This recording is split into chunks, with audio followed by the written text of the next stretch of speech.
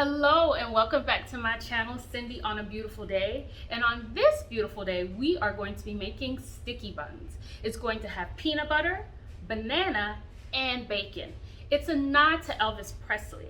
And in honor of National Peanut Butter Lovers Day, I wanted to make this special. So stay tuned and let's get to it.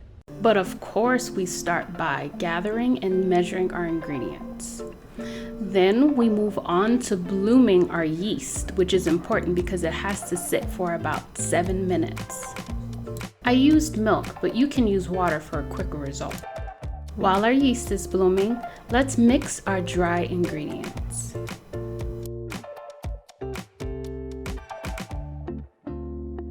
Okay, once our yeast has bloomed, let's add our egg and get it mixed in well.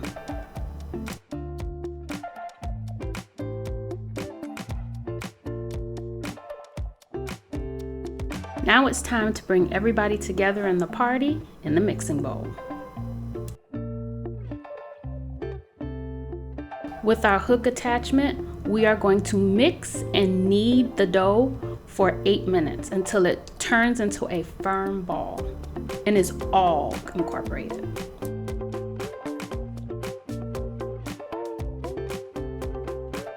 Okay, so now that the mixing and kneading is done, we're ready to get it proofed. Be sure to oil your bowl, scoop out your dough, and get it in there.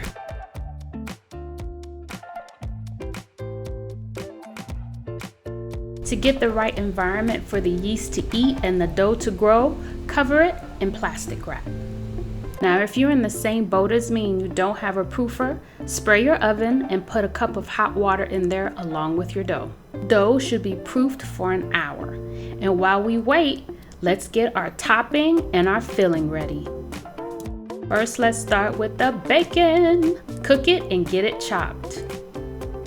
Reserve it and set it to the side. And leave no piece behind, honey. Then we move on to peeling and medium dicing our bananas for our topping.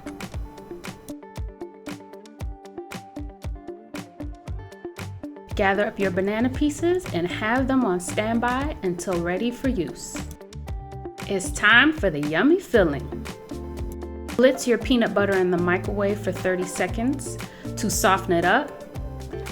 Combine it with your sugar and your butter and mix it well.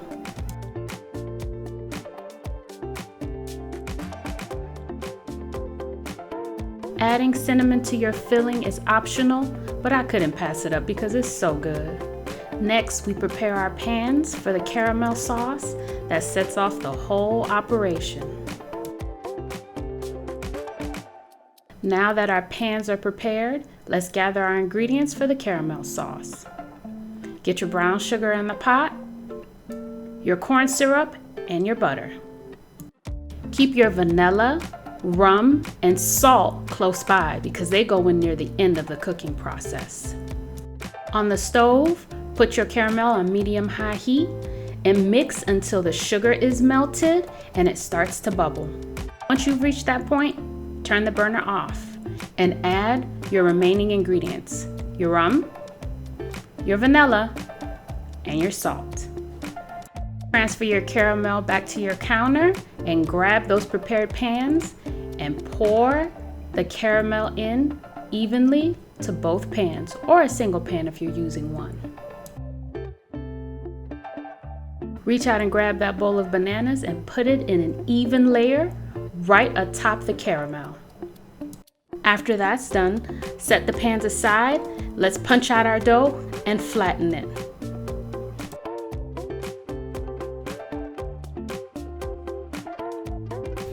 As you'll see, the dough is still pretty soft, but don't worry, we'll put it in the refrigerator for about 10 minutes to firm up so that it's easier to roll out.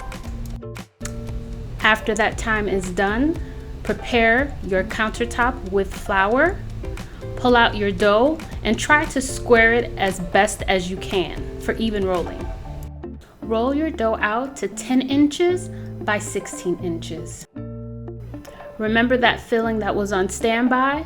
Go ahead and grab it and put dollops along the surface of the dough in order to spread it out evenly.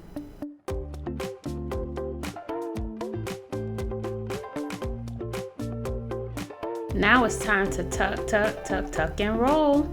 Take your dough and tuck it and roll as tightly as you can. Roll your log over till the seams are on the top and pinch the seams closed. Now it's time to cut the rolls into 12 equal pieces, first starting off with cutting off those wonky edges. I cut them into 4 equal pieces first, and then I cut each of those pieces in thirds to get 12 pieces. We put those pieces right into our prepared pans, and then we put our pans on top of a baking sheet. Now they get ready to proof for the second time.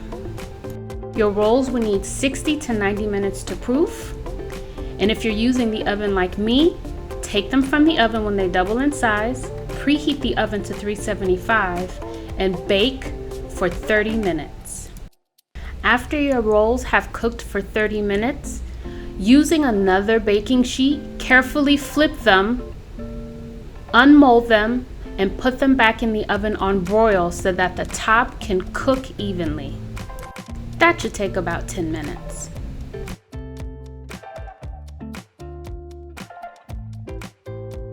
Now that we're almost done, let's make this thing even more yummy. Drizzle some caramel sauce on top, sprinkle it with some cinnamon, and then the piece de resistance, that bacon. Don't be shy.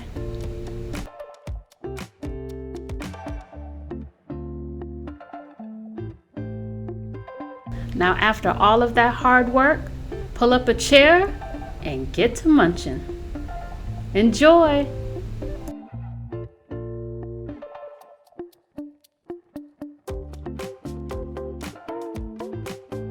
Thanks for watching. Don't forget to like, comment, and subscribe for more delicious recipes.